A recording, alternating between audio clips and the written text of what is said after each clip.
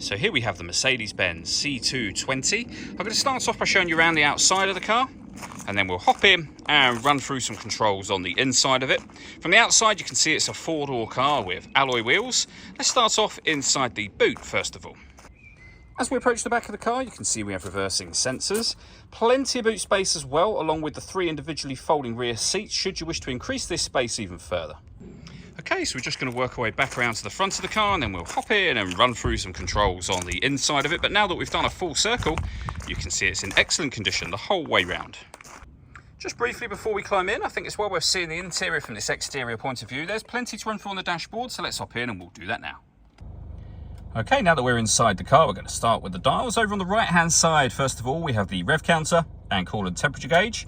On the left-hand side, the speedometer and fuel gauge. And then in the center, the main trip computer for the car, which includes the total miles. They are 61,703. You can change information displayed there using buttons on the steering wheel. You can have a digital readout for the speedometer, for example.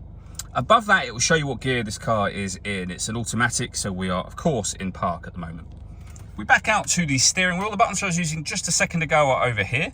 We have stereo controls over on that right hand side, and behind the steering wheel the minus and plus paddles so that you can change up and down a gear manually with this automatic gearbox should you wish to do that.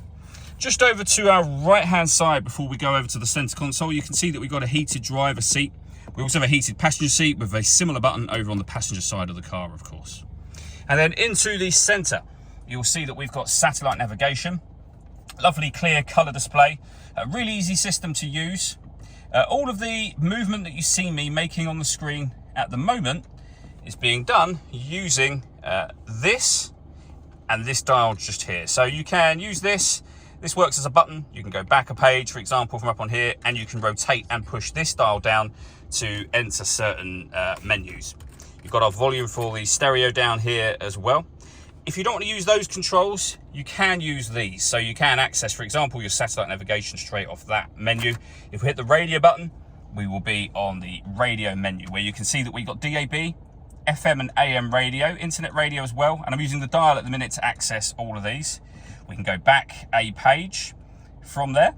And if you listen to your own music, you would go to the media heading at the top just here. You've got Bluetooth audio, as you can see.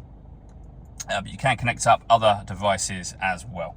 So plenty of ways to listen to your music in this car. On top of all of that, if I pop the car into reverse, you'll also see a full color reversing camera with guidelines that show you what direction this vehicle is headed in relation to the image being shown on the screen.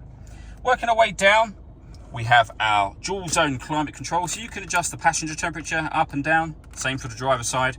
You can increase and decrease the fan speed. All adjustments show along the bottom of the screen as you make them.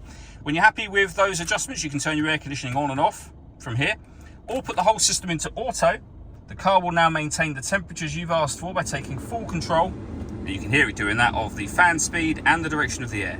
Any manual adjustment will override that and allow you to put it back on your own settings. We have the CD player just there. We have two cup holders, some storage, and a 12-volt charging socket as well.